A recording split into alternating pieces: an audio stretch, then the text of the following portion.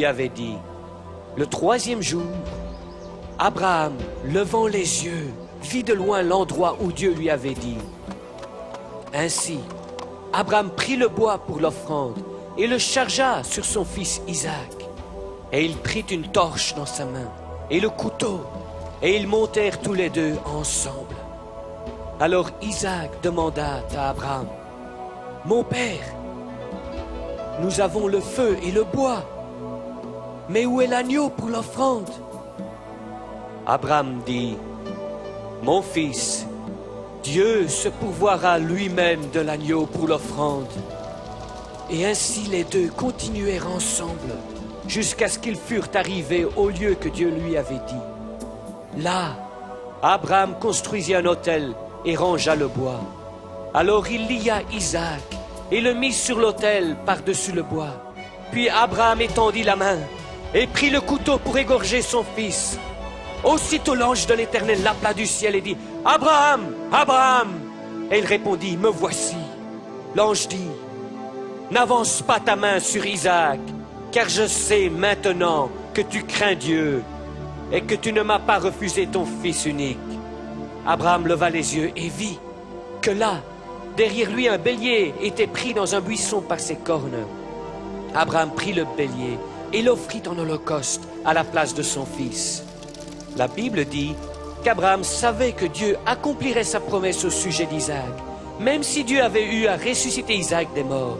Et à cause de la foi d'Abraham, Dieu dit, « Je te bénirai et je multiplierai ta postérité comme les étoiles du ciel. Et par ta progéniture, toutes les nations de la terre seront bénies parce que tu as obéi ma voix. » Alors Abraham s'est réjoui, comme il comprenait que le Sauveur, promis longtemps avant dans le jardin, allait venir de sa descendance.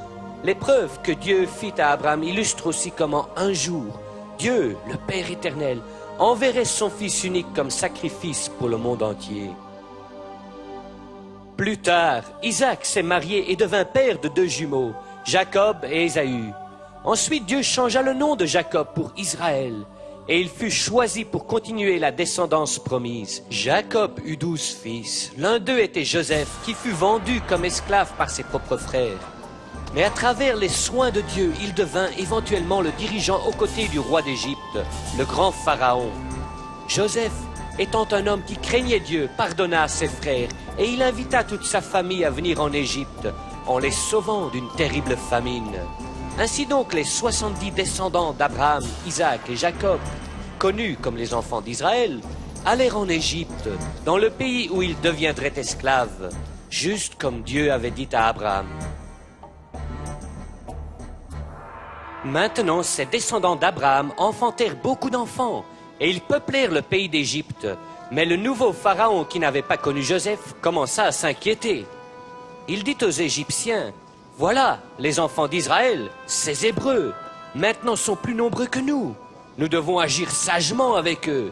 Si nous les laissons se multiplier et que nous ne devenons impliqués dans une guerre, ils pourraient se joindre à nos ennemis et combattre contre nous. » Ainsi, les Égyptiens utilisèrent les Hébreux comme esclaves. Et ces chefs d'esclaves brutaux rendaient la vie des enfants d'Israël amère par des travaux terriblement durs. Mais le plus qu'ils les maltraitaient, le plus qu'ils grandissaient en nombre. Alors, Pharaon convoqua les sages femmes des Hébreux et leur dit, « Quand vous accoucherez les femmes des Hébreux, laissez